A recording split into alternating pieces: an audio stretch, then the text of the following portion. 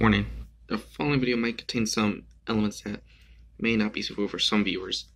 Viewer discretion is advised. Monsters, Inc. was one of Pixar's best works yet. Had a unique concept and charming moments. I was scared of it when I was a kid, but I always have a soft spot for it. But that's not what I am talking about. There's something that will be stuck in my head for years now. It was November 2nd, 2020, a year before Monsters, Inc.'s 20th anniversary. I was viewing the Pixar website about their projects from 1995 to 2005. Long after, I got an email notification from Pixar.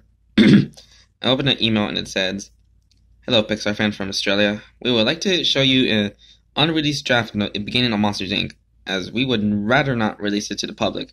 The person who made it was the same person who made the deleted draft of Woody's Nightmare from Toy Story 2. Only impersonated a random ram. After you watch it, please do not screen it anywhere. Watch at your own risk." I was confused, but surprised. I just got another email from Pixar.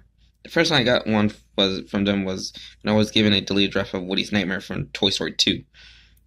I downloaded the file and it was finally saved into my laptop. Its file name was Monsters Inc. Opening Scene Beta.mov. An alternate draft of the beginning of Monsters Inc.? Huh. I thought to myself. I opened the file, but before it played, it had a warning. This following deleted, later changed footage of Monsters Inc. you are about to see is not for weak-hearted. Viewer discussion is advised. I got anxious from after reading it. Here goes the freakiness. Again, the footage started with a shot of a shelf in a child's bedroom with toys placed on. We heard the usual dialogue as heard in the final film. "Good night, sweetheart," said a woman's voice. "Good night, Mom," said a boy's voice. "Sleep tight, kiddo," said a man's voice. The light didn't switch off. It didn't pin down to the simulation boy sleeping in bed. Winds were normal, but when the door creaked open, there was a sudden growl coming from the boy's closet. The boy looked around his room to see where the growling was coming from, and he saw a tentacle leaning on the door. However, something wasn't right. The tentacle arm was holding a hatchet. The boy gasped and shut his eyes, bracing for a scare. But when he looked again, the tentacle was only his red jumper sleeve. The boy then went back to sleep. Then a shadow flew over him. As that happened, the room then glowed dark red. Then the room then glowed dark red.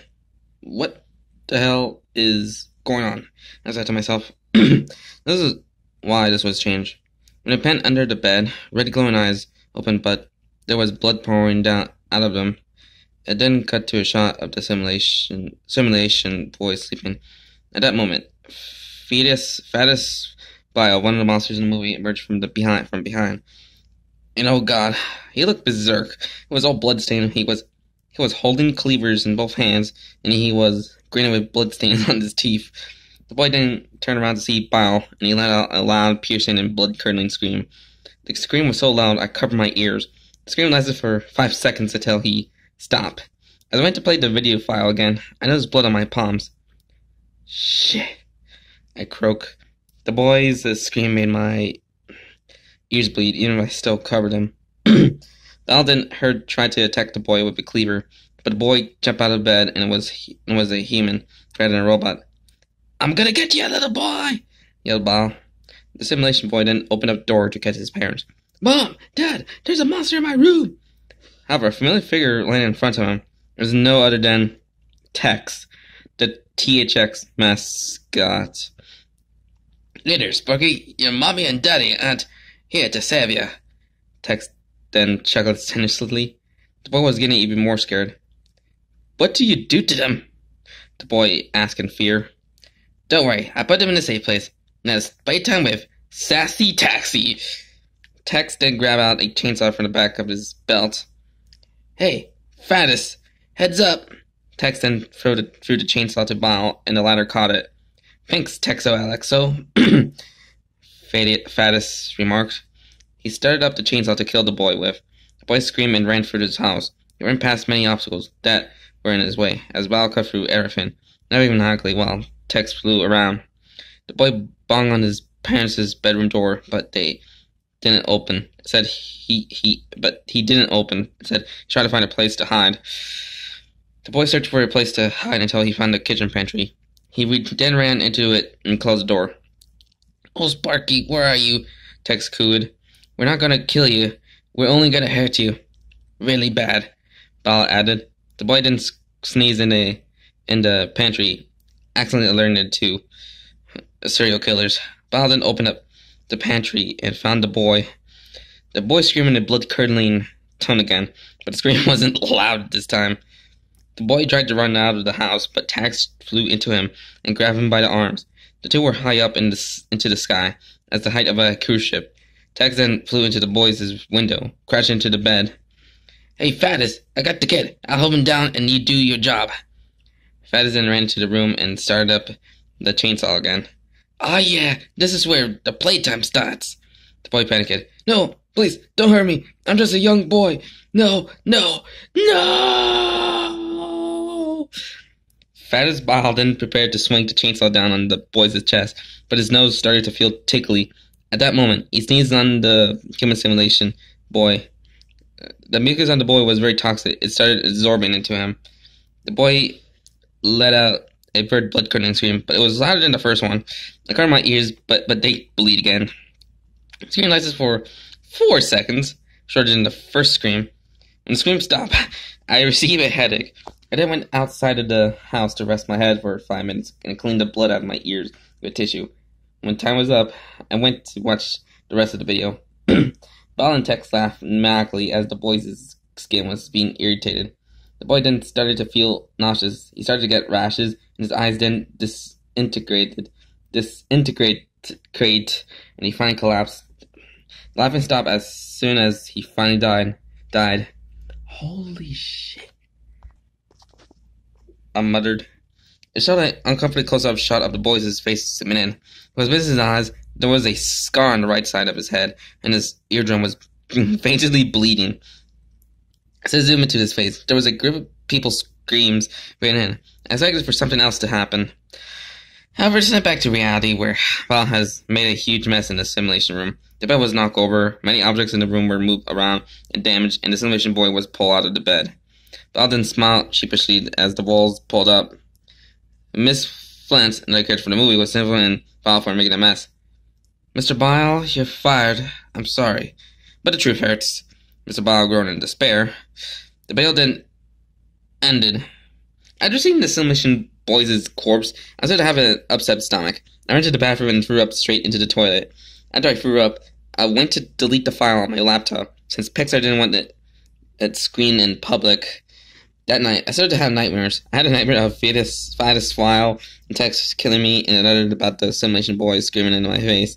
I watched another Pixar film after that day. Every night I sleep in bed, I get that feeling somebody is watching me from my wardrobe.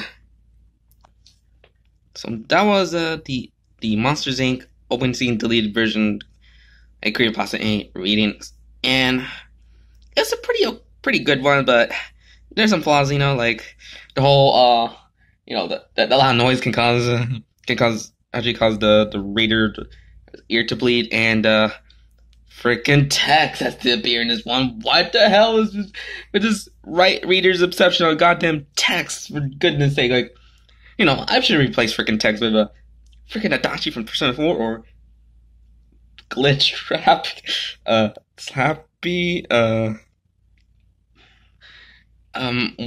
Moondrop from Security Breach. Anything but freaking Tex. Tex is kind of become like a cliche type of character, he's always obsessed on killing people, which it's felt, it just get a little old, after all those THX creepypasta that this guy who made it, Rohan Horton, don't want to no hate on you, but Tex is kind of getting a bit too cliched after a few of these creepypastas about the THX stuff, but overall, it's a pretty good one, especially the whole, what if Bowser's got a bit insanely crazy over harming kids, who is he, freaking William Afton or something like that? But, so, yeah. not so the smack in reality. Yeah, at least that's kind of work well than the turning red one and since the turning red and Luca one, yeah, they kind of a bit they're a bit too similar, but here it's a bit different because it's about Ba actually made a mess instead of like snapping out and just trying to do the scare thing again, which it's better here than these other two Pixar creepypastas I have read.